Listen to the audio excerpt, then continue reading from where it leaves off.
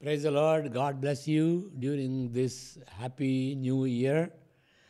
ఈ దినాన ఆదికాండం 12 గురించి మనం ధ్యానించుకుందాం. జనవరి 11కి సంబంధించినటువంటి వాక్య భాగం. తర్వాత రేపు జనవరి 12వ తారీఖున మత్తయి 12 మీద మనం ధ్యానించుకుందాం. నిన్న మత్తయి 10 చదువుకున్నాం. ఈ రేపు మత్తయి 12న దాని గురించి మనం ధ్యానించుకుందాం. అంతకుముందు ప్రార్థన చేసుకుందాం. May the words of my mouth and the meditation of our hearts be pleasing in thy sight, o lord, our god, our rock and redeemer. Amen. ఆదికాండం 12వ అధ్యాయం మొదటి 3 వచనాలు సుపరిచితమైనటువంటి వచనాలని మరలా మనం చదువుకుందాం. ఆదికాండం, యెహోవా నీవు లేచి నీ దేశము నుండి, నీ బంధువుల యొద్ద నుండి, నీ తండ్రి ఇంటి నుండి బయలుదేరి నేను నీకు చూపించు దేశమునకు వెళ్ళుము. నిన్ను గొప్ప జనముగా చేసి నేను ఆశీర్వదించి నీ నామమును గొప్ప చేయుదును. నీవు ఆశీర్వాదముగా నందువు. 3వ వచనం, నిన్ను ఆశీర్వదించు వారిని ఆశీర్వదించేదను, నిన్ను దూషించు వారిని దూషించేదను. భూమి యొక్క సమస్త వంశములు నీ యందు ఆశీర్వదింపబడినని అబ్రహాముతో అనగా యెహోవా అతనితో చెప్పిన ప్రకారము అబ్రహాము వెళ్ళెను. ఓకే, ఇక్కడ 3వ వచనం చివరిలో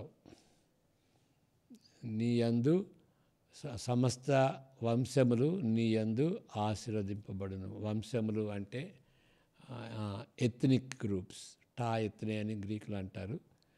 అంటే ఒక జాతి. దేశములు అని అంటే బైబిల్లో మన దేశాల్లాగా ఇండియా, నేపాల్ ఆ విధంగా అనుకోకూడదు. ఒక వంశం అన్నమాట.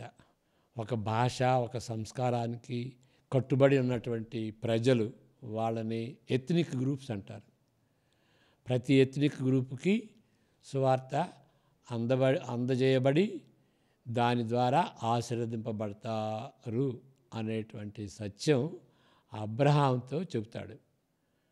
కానీ ఇది ఎట్లా స్టార్ట్ అవుతుందంటే, నిన్ను ఆశీర్వదిస్తాను, నీ వలన ఒక దేశం ఉంటుంది. ఇంతవరకు దేవుడు ఏ విధంగా మనుషులతో డీల్ చేశాడంటే వ్యక్తులతో డీల్ చేశాడు.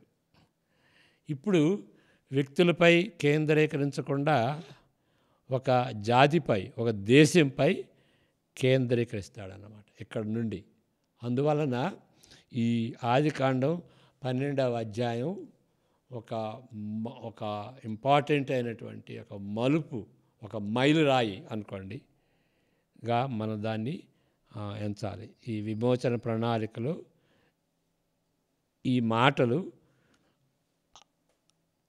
ఈ అబ్రహాంకి ఇచ్చినటువంటి ఈ యొక్క వాగ్దానంలో ఒక మలుపు తిరిగినట్టుగా, దేవుని విమోచన ప్రణాళికలో మలుపు తిరిగినట్టుగా మనం ఇవి చాలా ప్రాముఖ్యమైనటువంటి వచనాలుగా మనం ఎంచుకోవాలి. ఇక్కడ దేశం అన్నాం కదా, అది ఇశ్రాయేలు దేశం.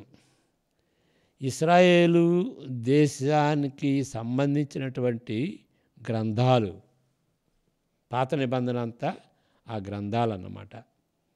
ఈ దానిలో ఏముంటుంది? ధర్మశాస్త్రం ఉంటుంది, యాజకులు ఉంటారు, జ్ఞానోపదేశకులు ఉంటారు, అంటే విజ్డమ్ లిటరేచర్ అంటాం. దేవునికి ఇశ్రాయేలులకి మధ్య జరిగినటువంటి నిబంధన ఉంటుంది, ఆ సంబంధాలు ఉంటవి.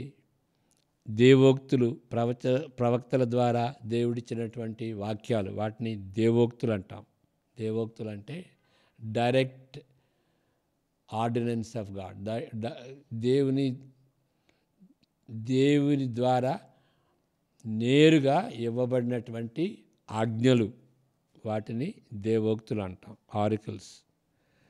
మరి ప్రవచనాలు, విలాపాలు, కీర్తనలు, ఈ గ్రంథాలన్నీ కూడాను యూదులకి చెందినవే.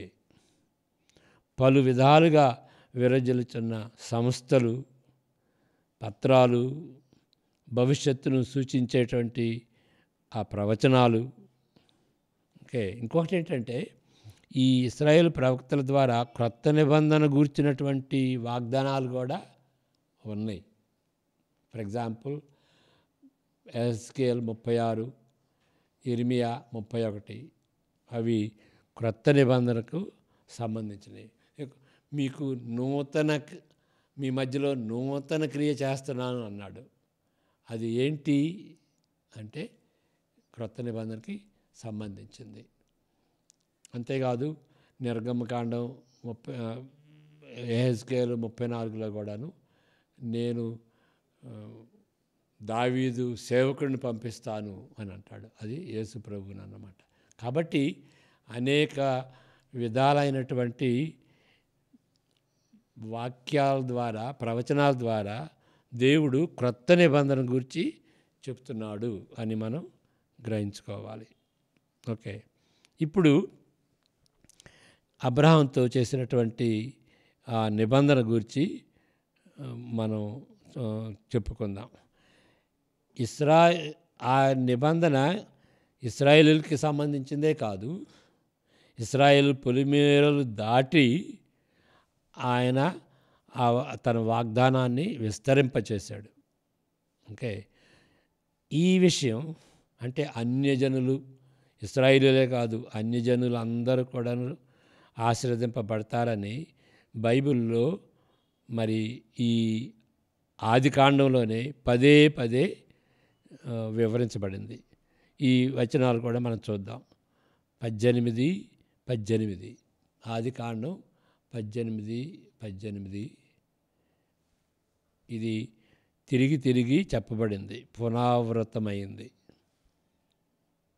అబ్రహాము నిశ్చయముగా బలము గల గొప్ప జనమగును, అతని మూలముగా భూమిలోని సమస్త జనములను ఆశీర్వదింపబడును. 22వ వచనం, 22వ అధ్యాయం 18వ వచనం, 22:18. మరియు నీవు నా మాట వినినందున భూలోకంలోని జనములన్నీ నీ సంతానం వలన ఆశీర్వదింపబడును.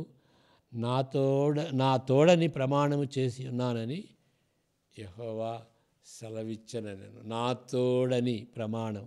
ఇక్కడ ఇది క్రొత్త నిబంధనలో కూడా ఈ విషయం ఎత్తబడింది. ఏంటంటే దేవుడు ప్రమాణం చేశాడు. ప్రమాణం చేసినప్పుడు మామూలుగా ఆయన కంటే ఉన్నతమైనటువంటి వ్యక్తి నామం పేరట ప్రమాణం చేస్తారు. మరి దేవునికి అంటే ఇంకా ఎత్తుగా ఎవరున్నారు? కాబట్టి ఆయన చెప్పటమే కాదు, ఆయన వాగ్దానం చేశాడు. ఎవరి పేరున వాగ్దానం చేశాడు? ఆయన పేరుతోనే వాగ్దానం చేశాడు. అంటే చెప్పటం ఒక ఎత్తు, వాగ్దానం ప్రమాణం చేయటం మరొక ఎత్తు అని మరి క్రొత్త నిబంధనలో దీన్ని ఎత్తి చెప్పబడింది. ఓకే, కాబట్టి ప్రమాణపూర్వకంగా నీ సంతానాన్ని ఆశీర్వదించడమే కాదు, సమస్త భూలోకంలోని సమస్త జనులందరూ కూడాను ఆశీర్వదింపబడతారు అని దేవుడు ప్రమాణం చేస్తున్నాడు. 16వ అధ్యాయం 4వ వచనం, 28వ అధ్యాయం 14వ వచనం, 26-14. నీ సంతానము భూమి మీద లెక్కకు ఇసుక రేణువుల వలె అగును. నీవు పడమటి తట్టును, తూర్పు తట్టును, ఉత్తరపు తట్టును, దక్షిణపు తట్టును వ్యాపించదవు. భూమి యొక్క వంశములన్నీ నీ మూలముగాను నీ సంతానం మూలముగాను ఆశీర్వదింపబడును. 26:4లో కూడా ఈ సత్యం చెప్పబడింది, ఈ వాగ్దానం. ఏలయనగా నీకును నీ సంతానమునకును ఈ దేశములన్నీ ఇచ్చి నీ తండ్రి అయిన అబ్రహాముతో నేను చేసిన ప్రమాణము నెరవేర్చి ఆకాశ నక్షత్రముల వలె నీ సంతానమును విస్తరింపజేసి ఈ దేశములన్నీ నీ సంతానమునకు ఇచ్చెదను. నీ సంతానము వలన సమస్త భూలోకములోని సమస్త జనులు ఆశీర్వదింపబడుదురు.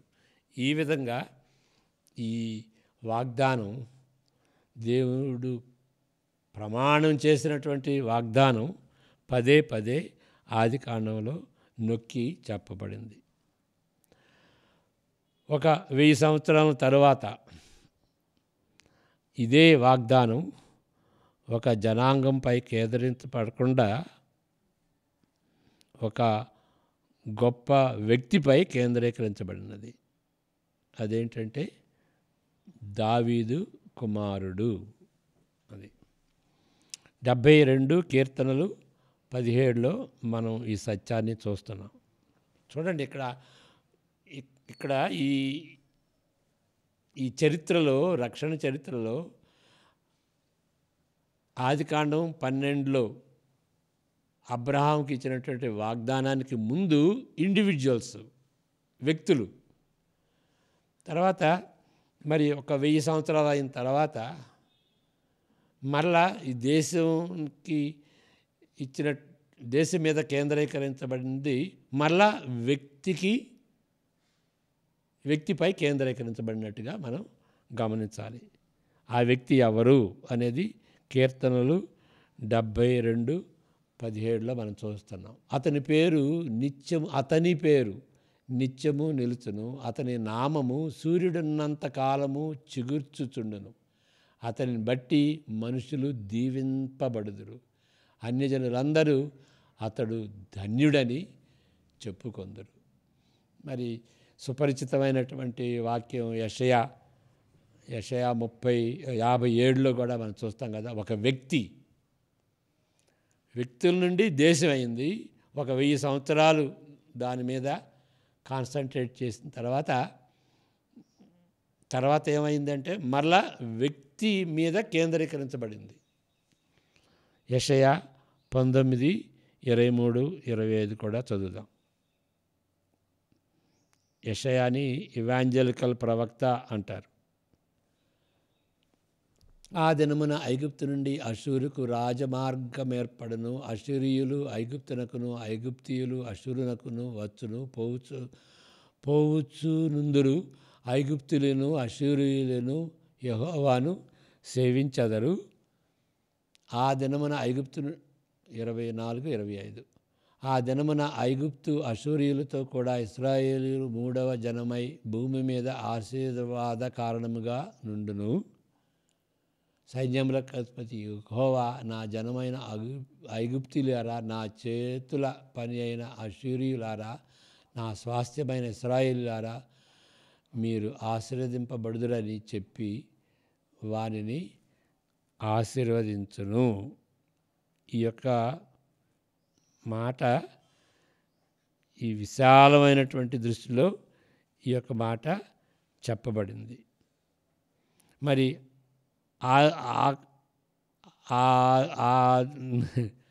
అప్పుడు 25లో కూడాను ఈ విషయాన్ని మనం గ్రహించవచ్చు. అంటే ఈ ప్రవచనాలు యేసు ప్రభులో నెరవేరినయి, ఆ వ్యక్తిలో నెరవేరినయి, ఆ వ్యక్తిలో ఆశీర్వదింపబడ్డారు సమస్త ప్రజలు, సమస్త జనులు అనేటువంటి సత్యాన్ని అపోస్తుల కార్యం 3:25లో అపోస్తులు మరి పేతురు చెప్పినటువంటి ప్రసంగం.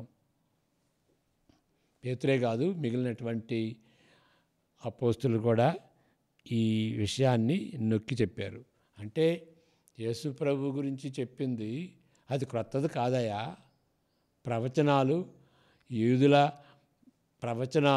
యూదులకు ఇవ్వబడినటువంటి నిబంధనలోనే ఉన్నది ఈ సత్యం. ఒక వ్యక్తి ద్వారా అనేకులు ఆశీర్వదింపబడతారని వాళ్ళు ప్రకటిస్తారు.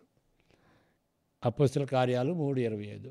ఆ ప్రవక్తలకును దేవుడు అబ్రహాముతో నీ సంతానం ముందు భూలోక వంశములన్నీ ఆశీర్వదింపబడినని చెప్పి మీ పితరులతో చేసిన నిబంధనకును మీరు వారసులై ఉన్నారు.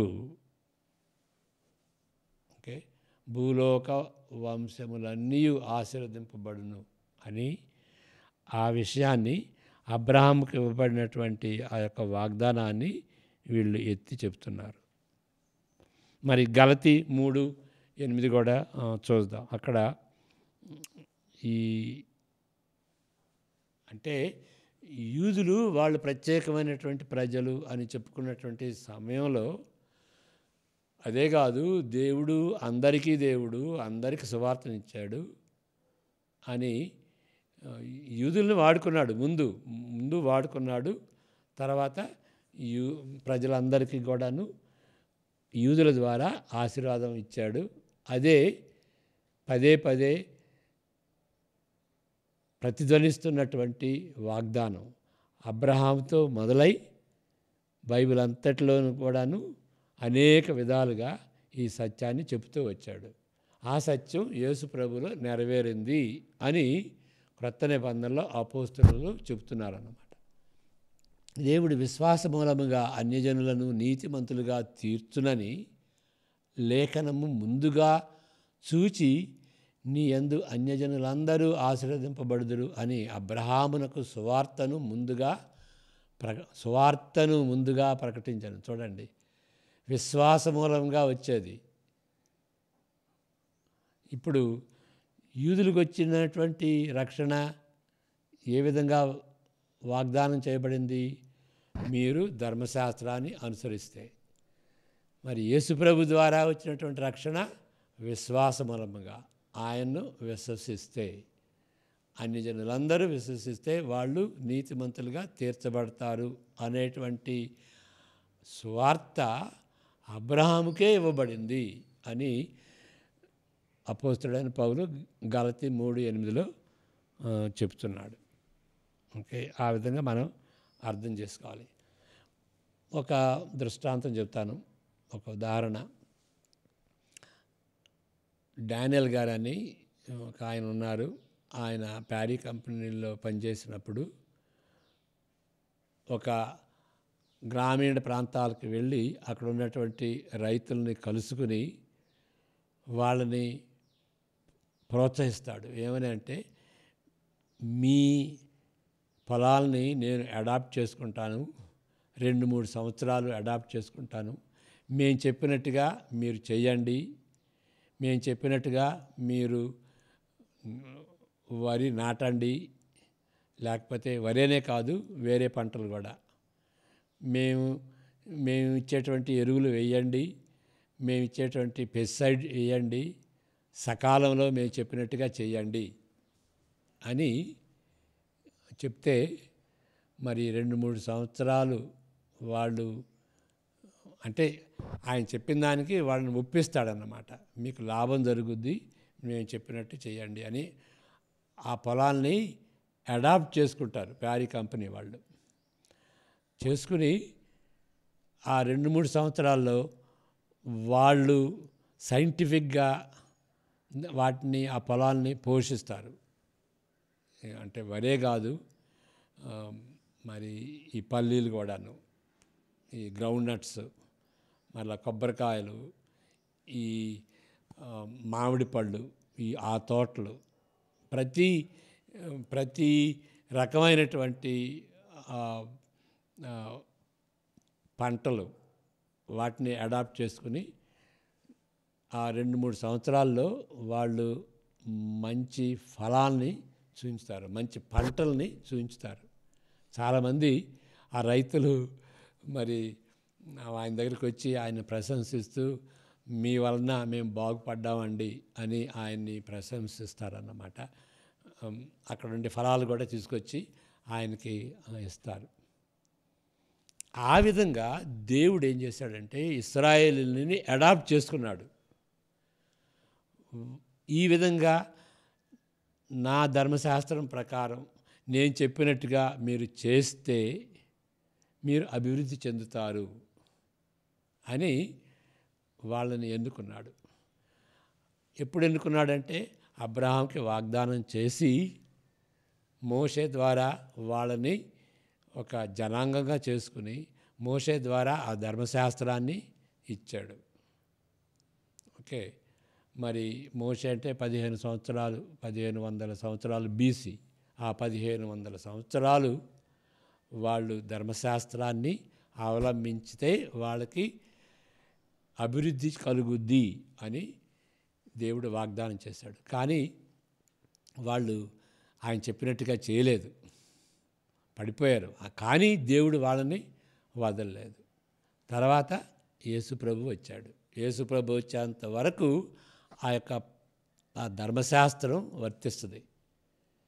అప్పుడు యేసుప్రభు వచ్చిన తర్వాత అది ఇశ్రాయేలీలకే కాదు, ఇశ్రాయేలుని ముందు ఎన్నుకున్నాడు. ఇప్పుడు ఆ ఇశ్రాయేలీలే కాదు, సర్వజనులు, అన్యజనులు అందరూ కూడాను, భూమి మీద నివసిస్తున్నటువంటి ప్రతి ఎథ్నిక్ గ్రూప్కి కూడా చెందినటువంటిది సువార్త.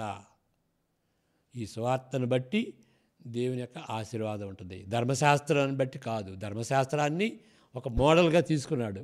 ఇశ్రాయేలుని ధర్మశాస్త్రం ద్వారా ఆశీర్వదిస్తానని ఒక మోడల్గా తీసుకున్నాడు. అదే ఆ మోడల్గా చూయించి సర్వజనులందరూ చూచి దేవుని యొక్క మాట వినాలి అని. యేసుప్రభు వచ్చిన తర్వాత ఆ మాట ఏంటి? సువార్త మాట, అందరికీ చెందేటువంటిది అని మనం గ్రహించుకోవాలి. ఆ విధంగా మనం పాత నిబంధనని, క్రొత్త నిబంధనని, దాని మధ్య ఉన్నటువంటి సంబంధాన్ని మనం అర్థం చేసుకుని మన ప్రసంగాల్లో గాను, మరి మనం బైబిల్ చదివేటువంటి తీరు ఆ విధంగా ఉండాలి. ఇప్పుడు ఆదికాండంలో వాక్య భాగాన్ని స్పష్టంగా ఉదాహరించబడినప్పటికీ ఇదే రీతిలో ప్రతి జాతి నుండి మానవులను నూతన సమాజంలోనికి తేవాలనని ఆరంభము నుండి వందలాది విధాలుగా పాత నిబంధనలో వ్యక్తపరచబడింది. ఓకే, ఒక విధంగా అబ్రహాముతో మొదలెట్టినా కానీ వేరే విధాలుగా వందలాది విధాలుగా పాత నిబంధన చెబుతున్నది. ఇది అన్ని జనులకు కూడా సంబంధించింది. దేవుడు యూదుల దేవుడే కాదు, అందరికీ దేవుడే అనేటువంటి రీతిగా, అందరికీ ప్రభువే అనేటువంటి రీతిగా పదే పదే విధాలుగా ఈ వాస్తవం చెప్పబడింది. ఈ మూడు భాగాలు ఈ దినాన చదవాల్సింది ఏంటంటే 4 భాగాలు అన్నాయి కదా. ఆదికాండం 12, మత్తయి 11, నెహమ్యా 1, అపోస్తుల కార్యాలు 11. వీటిలో ఈ 4 2 భాగాలు, మత్తయి 11, అపోస్తుల కార్యాలు 11. ఈ అపోస్తుల 11లో కూడాను ఇదే ధోరణి మనకి వినిపిస్తుంది. విమర్శ దినమున ఇశ్రాయేలు పట్టణములపై ఇంకా వేరే విషయం ఏంటంటే మత్తయి 11, 20, 21లో యేసుప్రభు చెప్పినటువంటి వాక్యాలు ఏంటి అంటే, ఎన్నో అద్భుతాలు చేశాను యూదుల మధ్య, వాళ్ళు వినలేదు, మరి అన్యులైతే విన్నారు, అన్యులు రెస్పాండ్ అయ్యారు అనేటువంటి సత్యాన్ని ఇక్కడ యేసుప్రభు చెప్తున్నాడు. 20, 21, 23, 24 పిమ్మట ఏ పట్టణములలో ఆయన విస్తారమైన అద్భుతములు చేసెనో ఆ పట్టణముల వారు మారు మనసు పొందకపోవుట వలన ఆయన వారి నిట్లు గద్దింపసాగెను. అయ్యో కొరాజీనా, అయ్యో బెత్సాయిదా, మీ మధ్యన చేయబడిన అద్భుతములు తూరు సీదోను పట్టణములలో, ఇవి అన్యుల పట్టణాలు, చేయబడిన ఎడల ఆ పట్టణముల వారు పూర్వమే గోనె పట్ట కట్టుకొని బూడిద వేసుకొని వారు మారు మనసు పొందేదరు. 22 విమర్శ దినమందు మీ గతి కంటే తూరు సిదోను పట్టణముల వారి గతి ఓర్వతగినదై యుండును. అంటే విమర్శ దినాన, తీర్పు దినాన దేవుడు వాళ్ళని కఠినంగా శిక్షిస్తాడు. ఎందుకంటే సువార్తని వాళ్ళు ధిక్కరించారు కాబట్టి యూదులు. ఇక్కడ తూరు సిదోను అన్యులు వాళ్ళు స్పందించారు. స్పందించినటువంటి వాళ్ళు ఆశీర్వదింపబడ్డారు. కానీ వాళ్ళు కూడాను వాళ్ళు తిరస్కరించినప్పటికీ వాళ్ళ పరిస్థితి కొంచెం బెటర్గా ఉంటుంది. ఎందువల్లంటే వాళ్ళు సువార్త వినలేదు. మీరు విన్నారు, అద్భుతాలు చూశారు, యేసుప్రభు మాటలు విన్నారు, విని మీరు ధిక్కరించారు. వాళ్ళు ధిక్కరించారు. వినక వాళ్ళు నమ్మలేదు, మీరు విని ధిక్కరించారు. కాబట్టి వాళ్ళు బెటరు, వాళ్ళ పరిస్థితి ఓర్వదగినది. ఇంకా 23వ వచనం, కపెర్నహూమా, ఆకాశము మట్టునకు బడిదవా, నీవు పాతాళమునకు దిగిపోయేదవు. చూడండి, కపెర్నహూము అది అక్కడ యేసుప్రభు ఎన్నో అద్భుతాలు చేశాడు. నీలో చేయబడిన అద్భుతములు సొదొమలో చేయబడిన ఎడల అది నేటి వరకు నిలిచి ఉండను. సొదొమ గొమొరాలు అవి చాలా సీరియస్, అవి చాలా దుష్టమైనటువంటి ఆ ప్రాంతం అయినప్పటికీ వాళ్ళు సువార్త వినలేదు, అన్యులు వాళ్ళు. కపెర్నహూము విన్నారు, సొదొమ గొమొరాలు వినలేదు. కాబట్టి వాళ్ళు బెటరు. ఈ అద్భుతాలే అక్కడ జరిగితే వాళ్ళు వినేవాళ్ళు, నమ్మేవాళ్ళు అని చెప్తాడు. 24వ వచనం,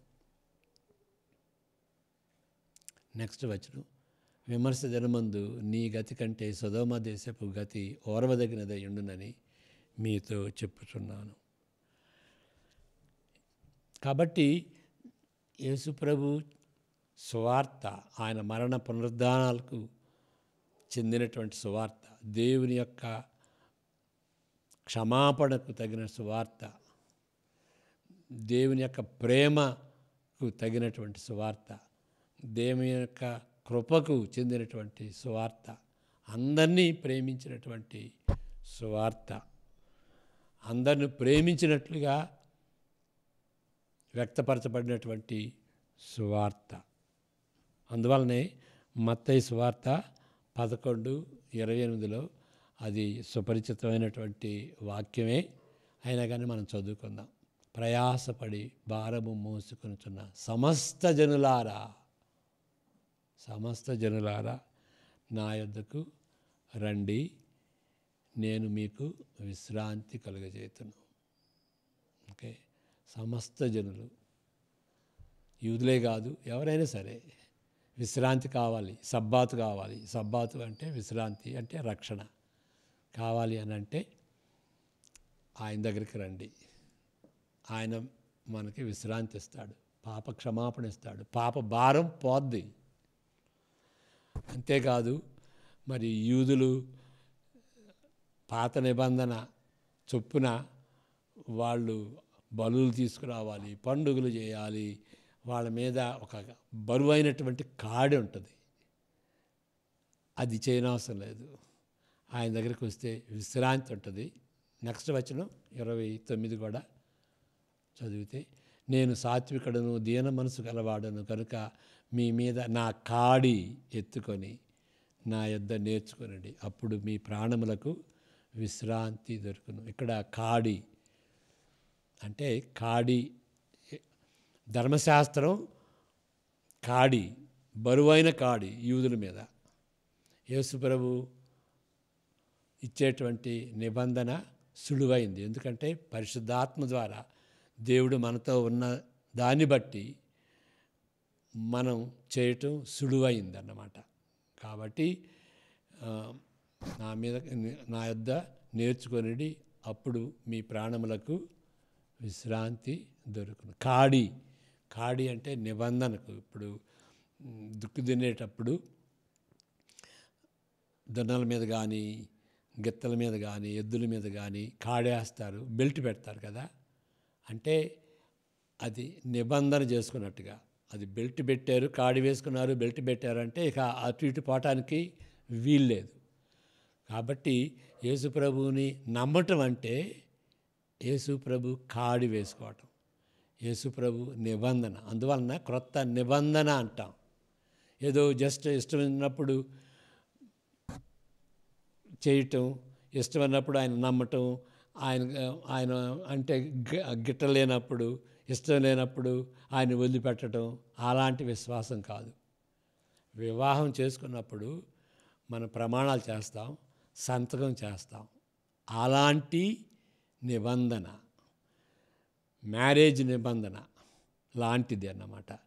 యేసు ప్రభుతో అలాంటి నిబంధన చేసుకుని, ఆయన నాకు ప్రభు, ఆయన చెప్పినట్టుగా నేను వింటాను, నా పాపాలు క్షమించి నా నిమిత్తమై సిలువలో మరణించినటువంటి ఆ వ్యక్తికి నా జీవితాన్ని అప్పగిస్తాను. అది యేసుప్రభుని విశ్వసించడం అంటే. కాబట్టి వాళ్ళకి విశ్రాంతి దొరుకుద్ది, రక్షణ దొరుకుద్ది అని యేసుప్రభు 11:28 చెప్తున్నాడు. అదే విధంగా కొర్నేలి మరి అపోస్తల కార్యం 11:18 ఇక్కడ కొర్నేలి అంటే ఆయన అన్యుడు. అపోస్తల కార్యాల్లో మరి అది పెద్ద సమస్య అయింది. యూదులు యేసుప్రభుని నమ్మారు, కొంతమంది నమ్మారు. అయితే మరి ధర్మశాస్త్రం సంగతి ఏంటి అనేటువంటి సమస్య పెద్ద సమస్య అన్నమాట. ఇప్పుడు కూడా ఆ సమస్య ఉన్నది. యేసుప్రభుని నమ్ముతాం, మరి ధర్మశాస్త్రాన్ని సంగతి ఏంటి, ఆయన ఇచ్చిన నిబంధనల సంగతి ఏంటి, ప్రత్యేకంగా వాళ్ళని ఎన్నుకున్నాడు కదా యూదుల్ని, అవన్నీ పోతాయా, అవన్నీ రద్దు అయిపోతాయా, దేవుడు నమ్మదగినటువంటి వాడు కదా, ఆయన వాగ్దానం చేశాడు కదా అంటే దేవుని మీద నేరం వేయొద్దు. దేవుడు ఆ యొక్క నిబంధన చేసుకున్నప్పుడు అది కండిషన్ ఇచ్చాడు, ఆ నిబంధనకు తగినట్టుగా మీ భాగం మీరు చేయాలి అని. అదే క్రొత్త నిబంధన వచ్చేటప్పటికి వారి భాగం ఏంటి అంటే దేవుని యొక్క మాటను అంగీకరించాలి. ఆ మాట ఏంటంటే సువార్త. కాబట్టి క్రొత్త నిబంధన వచ్చేటప్పటికి యేసు ద్వారా వచ్చేటువంటి సువార్తను నమ్మాలి, అది కండిషన్. కాబట్టి ఎవరైనా సరే ఈ యొక్క సువార్త అనేది యూదులకే పరిమితమై లేదు, అన్యులు కూడా ఉన్నారు. దానికి సంబంధించినటువంటి విషయం అన్నమాట. పరిశుద్ధాత్మ దేవుడు యూదుల మీదకి వచ్చాడు అపోస్తల కార్యాలు 2లో. మరి 10వ అధ్యాయంలో కొర్నేలియా మీదకి వచ్చాడు. కొర్నేలియా అన్యుడు, ఇంకా ఆయన ప్రోజలైట్ కూడా కాదు, ఇంకా బాప్తిసం తీసుకోలే, యూదుడు కాలేదు. అయినా కానీ పరిశుద్ధాత్మ దేవుడు వాళ్ళ మీదకి వచ్చాడు. పరిశుద్ధాత్మ దేవుడు అంగీకరించాడు అని అంటే దేవుడు అంగీకరించినట్టుగా. కాబట్టి ఏ భేదం లేదు దేవుని దృష్టిలో. అందువల్ల పరిశుద్ధాత్మ సహవాసం అని అంటాం కదా, ఆశీర్వాదం ఇచ్చినప్పుడు క్రీస్తు యొక్క కృపయు దేవుని యొక్క ప్రేమయు పరిశుద్ధాత్మ సహవాసం అంటే అర్థం ఏంటి? పరిశుద్ధాత్మ వలన వచ్చేటువంటి సహవాసం యూదులకి అన్యుల మధ్య వచ్చేటువంటి సహవాసం పరిశుద్ధాత్మ వలన సృష్టింపబడుద్ది. కాబట్టి పరిశుద్ధాత్మ సహవాసం అంటే పరిశుద్ధాత్మ అనుగ్రహించు సహవాసం. ఏ భేదం లేదు, అందరూ ఒకటే అనేటువంటి ఆ యొక్క సత్యం, ఆ యొక్క గమనిక, ఆ యొక్క అనుభవం పరిశుద్ధాత్మ వలన వస్తుందన్నమాట. దేవుని దృష్టిలో అందరూ సమానమే, అందరూ పాపులే. కాబట్టి అందరికీ పాపరక్షకుడు అవసరం, అందరికీ పాప క్షమాపణ అవసరం, అందరికీ రక్షణ అవసరం. అదే సువార్త. ప్రకటన గ్రంథంలో కూడా మనం ఈ సత్యాన్ని చూస్తాం. ప్రకటన గ్రంథం 5, 9, 10 వచనాల్లో ఇక్కడ యేసు ప్రభు ద్వారా ఆ యొక్క రక్షణ ప్రణాళికకు సంబంధించినటువంటి ఆ యొక్క గ్రంథం యొక్క ముద్రలు ఆయన విరిచాడు. అది 5వ అధ్యాయంలో ఉంటుంది. ఆయన ద్వారా ఆ యొక్క రక్షణ ప్రణాళిక నెరవేరుద్ది. కాబట్టి ఆయన యందు విశ్వసించినటువంటి వారందరూ కూడాను ఆయన్ని స్తుతిస్తారు. అది 5, 9, 10 ఉన్నటువంటి సత్యం. ఆ పెద్దలు నీవు ఆ గ్రంథమును తీసుకొని దాని ముద్రలను విప్పుటకు, అక్కడ పెద్దలు అని అంటే వాళ్ళు ప్రత్యేకమైనటువంటి దూతలు ఆ గ్రంథమును తీసుకొని దాని ముద్రలను విప్పుటకు యోగ్యుడవు, నీవు వధింపబడిన వాడవై. అది యేసుక్రీస్తుని దృష్టిలో పెట్టుకుని చెప్పినటువంటి మాటలు. వధింపబడినటువంటి గొర్రెపిల్ల యేసు ప్రభు, ఆయన యోగ్యుడు. నీ రక్తమిచ్చి, శిలువ రక్తమిచ్చి ప్రతి వంశములోను, ఆయా భాషలు మాట్లాడు వారిలోను, ప్రతి జనులలోను, ప్రతి జనములలోను దేవుని కొరకు మనుషులను కొన్నావు. మా దేవునికి వారిని ఒక రాజ్యముగాను యాజకులుగాను చేసేటివి కనుక వారు భూలోకమందు ఏలుదురని క్రొత్త పాట పాడుదురు. అది ఆయన స్తుతిస్తారు. ఆ విధంగా ప్రతి సర్వ అంటే పరలోక రాజ్యంలో ప్రతి ఎత్నిక్ గ్రూపు నుండి ప్రజలు ఉంటారు. వాళ్ళ భాషలోనే స్తుతిస్తారేమో. అది పరలోక రాజ్యం. ఆ పరలోక రాజ్యాన్ని ప్రతిబింబిస్తూ ప్రతి సంఘంలో కూడాను ఆ విధంగా ఉండాలి. యేసుప్రభుని ఆరాధించేటువంటి వాళ్ళలో విభేదాలు ఉండకూడదు, హెచ్చు తగ్గులు ఉండకూడదు. వాళ్ళ ఆస్తిపాస్తులను బట్టి, వాళ్ళ కులాలను బట్టి ఎత్తు తగ్గులు అనేది ఉండకూడదు. దేవుని దృష్టిలో అందరూ సమానమే. యేసుక్రీస్తు రక్తం ద్వారా అందరూ కొనబడ్డారు. అంత విలువిచ్చి కొనబడినటువంటి వ్యక్తుల్ని మనం తక్కువ చూపుతో చూడకూడదు. వాళ్ళు పేదవాళ్ళైనంత మాత్రాన వాళ్ళని తక్కువ చూపుతో చూడకూడదు. అలాంటి కనికరం ఆ దేవుడు చూయించాడు కాబట్టి మనం కూడా ఇతరుల ఎడల చూయించాలి. పర్ఫెక్ట్ కాదు, కానీ పర్ఫెక్ట్గా ఉండాలి. ఇప్పుడు పరలోకం దేంతో పోల్చబడింది? యెరూషలేము పట్టణంతో పోల్చబడింది, గ్రామంతో కాదు, పట్టణంతో పోల్చబడింది. ఏంటి ప్రత్యేకత? పట్టణంలో అనేక రకాలైనటువంటి మనుషులు, జాతులు ఉంటారు. Is a social reality. అనేక మనుషులు, north Indians, south Indians, north easterners అనేక మంది ఉంటారన్నమాట. అందరూ కలిసి ఉండేటువంటి ప్రాంతం. అలాంటిది పరలోకం. ఒక పట్టణం, నూతన పట్టణం, పాపం లేనటువంటి పట్టణం, భయం లేనటువంటి పట్టణం, స్వతంత్రంగా ఉండేటువంటి పట్టణం. దేవుడు, యేసు ప్రభు, తండ్రి, కుమార్ వాళ్ళు కేంద్రంగా ఉండేటువంటి పట్టణం, సంతోషంగా ఉండేటువంటి పట్టణం, వైభవమైనటువంటి పట్టణం, దేవుడు మనిషి కలిసి ఉండేటువంటి ఆ విందు చేసుకునేటువంటి పట్టణం. The bride and the groom వివాహ దినాన ఏ విధంగా రిసెప్షన్ జరుగుద్ది, ఎంత సంతోషం. ఈ భార్యాభర్తలకి, వధూవరులకి ఎంత సంతోషం. అలాంటి సంతోషంతో క్రైస్తవ సంఘం దేవుని సముఖంలో ఉంటుందన్నమాట. అందరూ ఆ విధంగా ఉండాలని దేవుని ఆశ. కాకపోతే మనం ఆ విధంగా ఆశిస్తుంటున్నామా? అది ప్రశ్న. ఆశించాలని మా యొక్క ఆశ. ప్రార్థన చేసుకుందాం. పరిశుద్ధుడైన మా దేవ, మీ సువార్తను బట్టి వందనాలు. అందరికీ చెందినటువంటిది, అన్యులకు చెందినటువంటిది. నేను అన్యుడను. నా మనోనేత్రాలు విప్పి యేసు ప్రభు శిలువ యొక్క మర్మాన్ని నాకు బయలుపరిచారు ప్రభువా. అనేక మందికి ఈ మర్మాన్ని బయలుపరచమని, వారిని రక్షించమని ప్రాధేయపడి వేడుకుంటూ ఈ చిన్న ప్రార్థన యేసు ప్రభు పేరట ప్రార్థిస్తుంటున్నాం తండ్రి. ఆమెన్. God bless you.